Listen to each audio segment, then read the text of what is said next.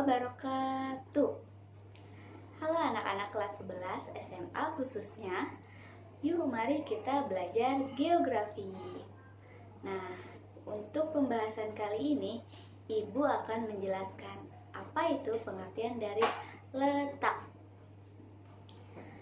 Letak dibagi menjadi dua kategori ya.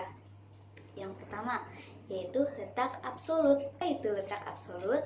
Letak absolut adalah letak yang dilihat berdasarkan dari garis lintang dan garis bujur suatu wilayah.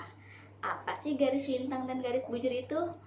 Garis lintang ialah garis yang melintang dari barat ke timur. Sedangkan garis bujur yaitu garis yang tegak lurus dari utara ke selatan. Saya membedakan apa itu garis lintang dan garis bujur. Garis lintang adalah garis yang melintang, yaitu horizontal, sedangkan garis bujur adalah garis yang tegak lurus. Seperti ini, vertikal. Itu ya, bisa membedakannya. Nah, contoh dari letak absolut yaitu letak suatu wilayah yang tetap dan tidak bisa berubah-ubah. Contohnya, letak absolut negara Indonesia yaitu terletak pada astronomi atau titik koordinat 6 derajat lintang utara sampai 11 derajat lintang selatan dan 95 derajat bujur timur sampai 141 derajat bujur timur. Itu contohnya dari letak absolut. Paham ya sampai sini? Nah, lanjut. Ada letak relatif. Apa sih letak relatif itu?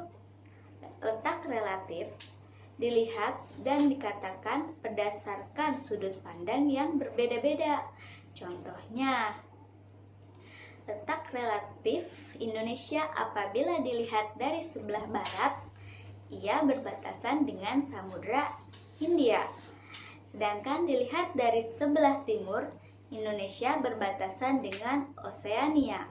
Sedangkan dilihat dari sebelah selatan, Indonesia berbatasan dengan Samudra Hindia dan benua Australia.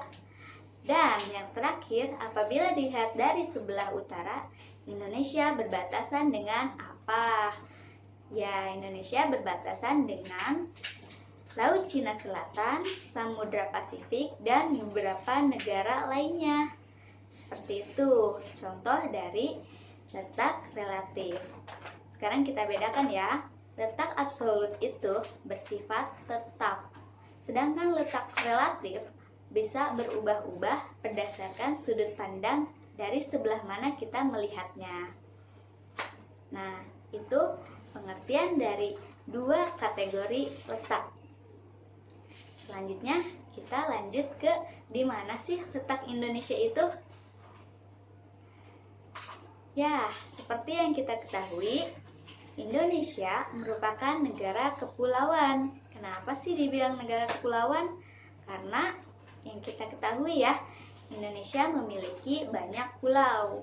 Nah, pulau besarnya yang kita ketahui di sebelah barat itu ada Pulau Sumatera. Di sebelahnya Sumatera yang berbentuk horizontal itu ada Pulau Jawa. Selanjutnya yang ketiga ada Pulau Kalimantan yang bentuknya seperti ayam. Dan ada Pulau Sulawesi yang bentuknya seperti huruf K. Dan yang paling timur ada Pulau Papua. Itu adalah pulau besar yang ada di Indonesia. Dan ada berapa sih yang kalian ketahui pulau-pulau di Indonesia seluruhnya? Banyak ya, apabila digabung antara pulau besar dan pulau kecil, yaitu jumlahnya ada 17.504.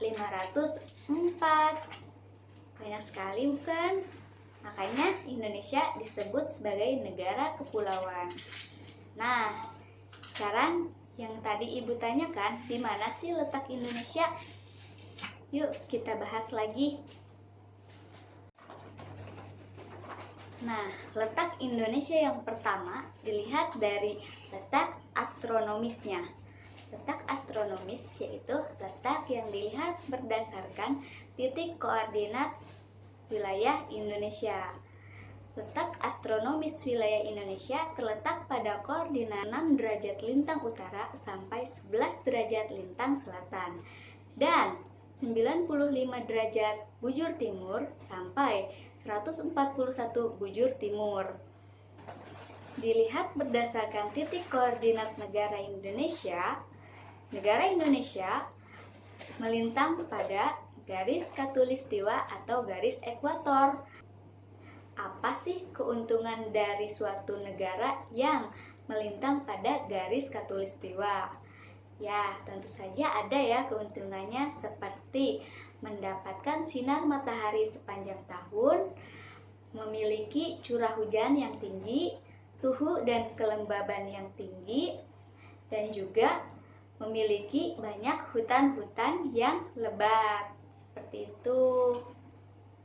Wilayah Indonesia berdasarkan letak astronomis juga terbagi menjadi 3 bagian waktu. Seperti yang kita sudah ketahui ya, yaitu ada waktu Indonesia bagian Barat, disingkat menjadi WIB. Yang kedua ada waktu Indonesia bagian Tengah, disingkat menjadi WITA. Dan yang ketiga yaitu waktu Indonesia bagian Timur, disingkat menjadi WIT. Nah, dilihat dari pembagian waktu Indonesia bagian Barat, Tengah, dan Timur tentu sangat mempengaruhi waktu yang ada di Indonesia ya. Seperti di Indonesia bagian Timur tentu waktunya akan lebih cepat dibandingkan dengan waktu Indonesia bagian Tengah dan waktu Indonesia bagian Barat. Kenapa sih bisa seperti itu? Karena seperti yang kita ketahui ya, sehari-hari matahari terbit dari timur ke barat, sehingga waktu yang lebih cepat mendahului yaitu adalah wilayah Indonesia bagian timur. Setelah dilihat berdasarkan garis astronomisnya, letak Indonesia bisa dilihat berdasarkan kondisi geografisnya. Nah, yang dimaksud dengan kondisi geografisnya yaitu segala sesuatu yang berada di sekitarnya. Contohnya, Indonesia terletak di antara 2 benua, yaitu benua Asia dan benua Australia. Tidak hanya itu, Indonesia juga terletak di antara 2 samudra, yaitu Samudra Hindia dan Samudra Pasifik. Serta negara Indonesia juga terletak di Asia Tenggara. Sebagaimana yang pernah kita pelajari waktu SMP. Kalian pernah kan dengar kata ASEAN, yaitu wilayah-wilayah yang berada di Asia bagian Tenggara. Ayo, apa aja tuh negara yang ada di ASEAN? Masih ingat nggak kalian? Yang masih ingat, komen di bawah ya. Selanjutnya dilihat dari letak geologis Indonesia.